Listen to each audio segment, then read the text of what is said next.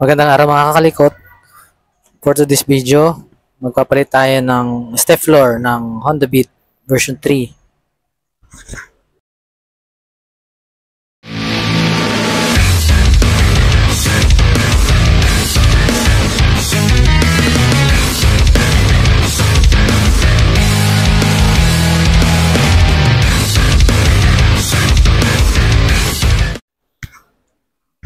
Ayan mga kakalikot, baklasin muna natin ang cover set front.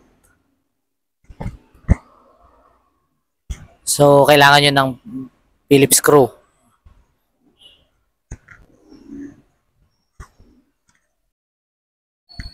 So, check muna ng mabuti na mayroon ding screw sa ilalim bago nyo kalasin yung cover set front.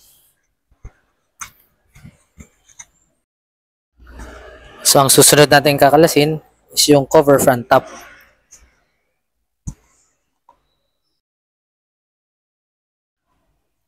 So, dyan pala mga kakaliko sa bandang ilalim, meron dyang rivet push. Yung parang lock siya eh. So, yun ang kailangan nyo munang tatanggalin. Ay, susunod na kakalasin is yung bolt flange. Yan yung bolt na size number 10. T-range number 10 ang kailangan dyan. So, may mga screw pa yan. Isa-isa nyo lang din kakalasin. Yan, nandyan yan sa may cover inner upper. Make sure na nakalas nyo yung mga screws bago nyo makalas yung cover set front. Ayan. So, yan, nakalas na natin yung cover set front. Yan, nyo lang yan, yung mga naka-connect na wires. Disconnect nyo lang yan mga kakalikot. So yan mga kakalikot, nakalas na natin yung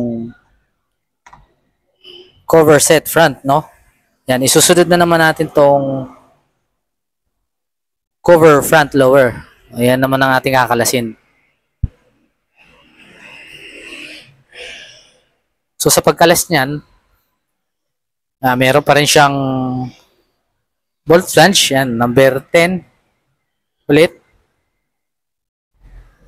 Then may mga lock yan dito sa mismong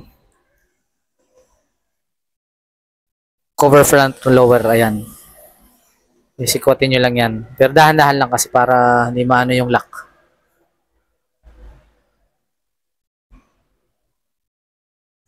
Yan, sikotin nyo lang.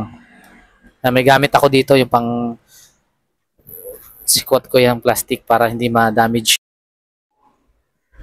Ayan, nakalas na natin ang cover front lower. Ayan mga kakalikot. Pati na rin yung cover inner lower. So yan. Sa ngayon, ini-install na natin ang step floor. Ayan, kung makikita nyo, i-fit muna natin ng maayos to, no? So marami lang talaga tong binabaklas at kakabit. So dapat maayos ang pagka-fit ng mga fairings, Basta susundan nyo lang yung ng mga plastic parts para walang angat pag ikakabit nyo.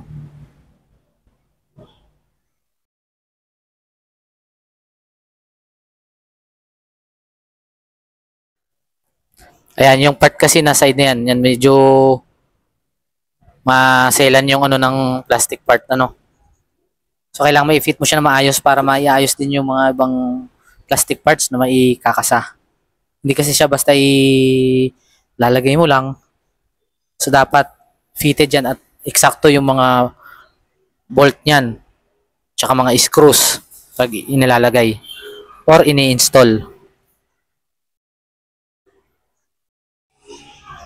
Kung napapansin nyo mga kakalikot, ayan, chine-check ko yung mga side fairings, yung mismo mga screw niyan at yung fittings.